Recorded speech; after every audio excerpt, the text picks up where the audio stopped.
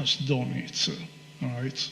We were talking about Steve Vai, John Petrucci. These guys never, Paul Gilbert, these guys never practiced without the metronome, all right? So with that out of the way to practice any solo is to break it down in little bits, little manageable bits. And the more the solo is difficult, the smaller the bits should be. All right, so first bar, not even the first phrase, but first bar, which is basically a half of the first phrase.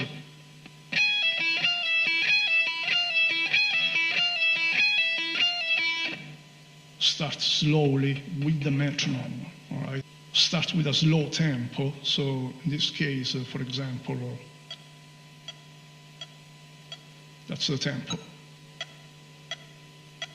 1, 2, 3, 4.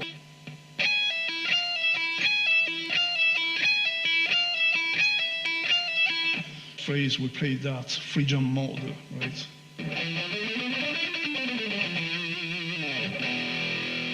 Second bar.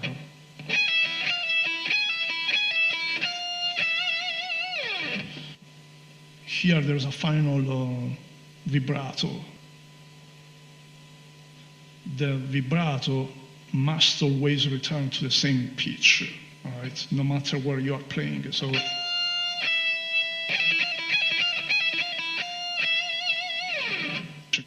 So second phrase. No, sorry, there is a final bend in the first phrase here. This, D, and E. Now the D must reach exactly E.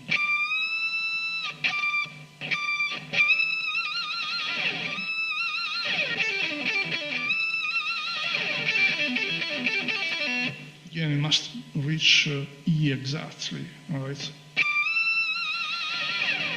I would suggest that you practice it by playing E first.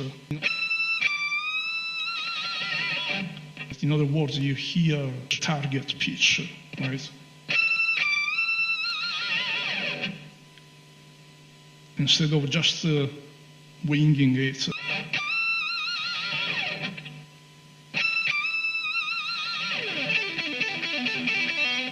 Again, we aren't talking about speed here.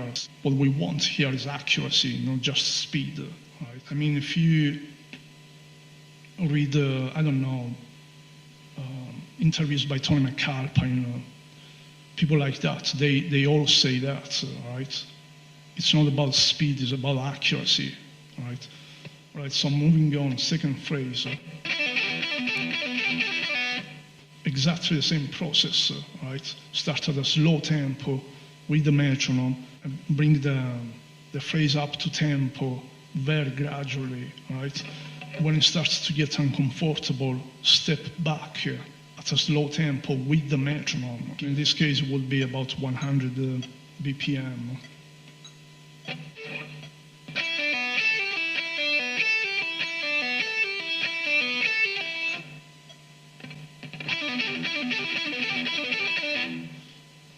Again, same process for all the phrases.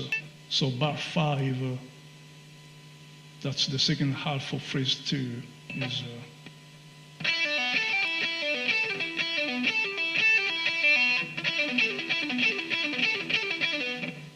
all right. Again, same thing, right? There's nothing different that we have to do here. Now, at the end of this phrase, we have these. All right, so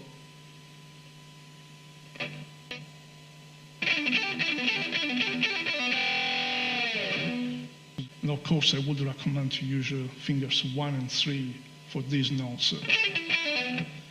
But on the harmonic, I would not use 4.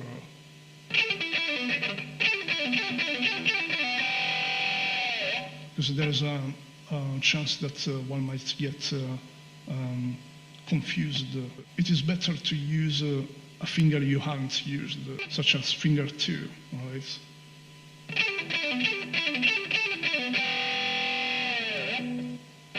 So, see, it's very easy to do it like this. Instead of using the same finger, right? So the harmonic with 2. And also the bar should have a very uniform envelope. Let's say this is the starting pitch, and this is the final pitch. It should be perfectly round, right? That means you shouldn't have irregularities, right? So it shouldn't be something like this. It shouldn't be, that sounds bad, you see. It starts at the correct pitch, and it's very uniform.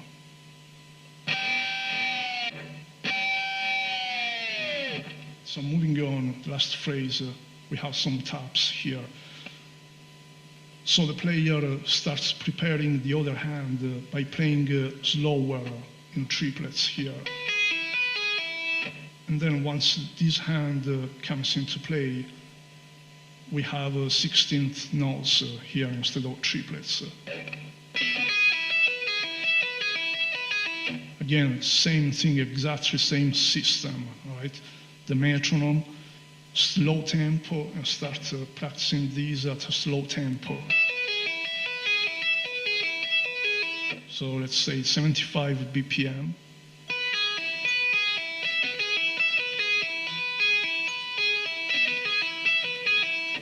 Always striving for evenness. Now moving on, bar 8, guess what? Same system, right? With the metronome, slow tempo. Bring the tempo up very gradually, possibly over the course of several days, at least 2 or 3 days, all right? We either play it accurately or we play it slowly, all right? If the speed is inaccurate, it should be absolutely discarded. And the way to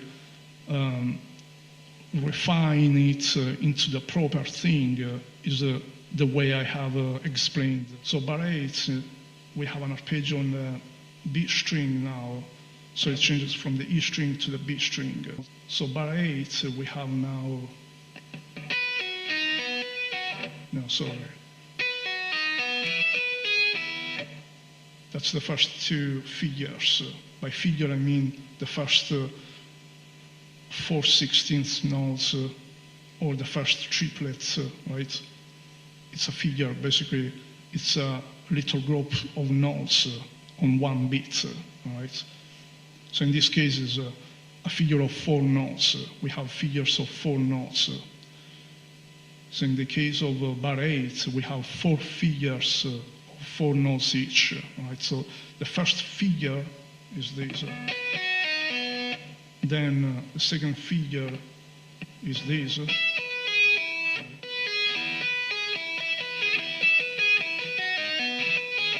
Let's stop here, that's enough.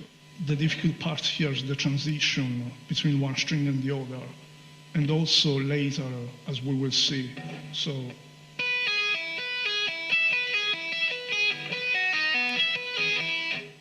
I would practice this transition between the strings. So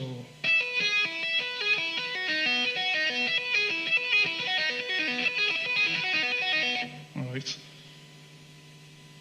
So then on the 15th fret, I will practice these 2 figures separately, all right? Why? Because we have an hammer-on from nowhere with a second finger, so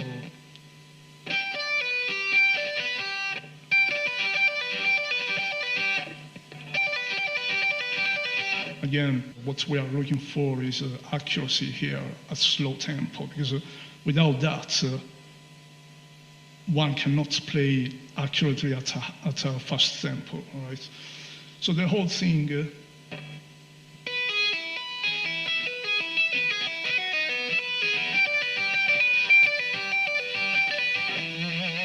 all right, so there is this final note here.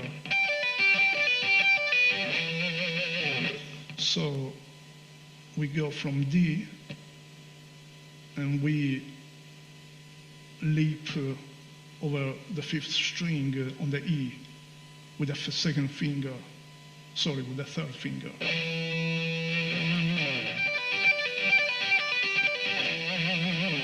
So let's have a go at the whole thing, phrase by phrase, all right?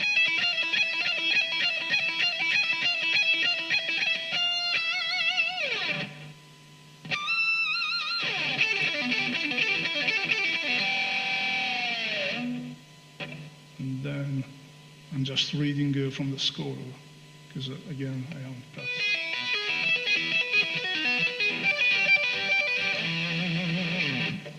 I hope that you found this useful, and keep rocking.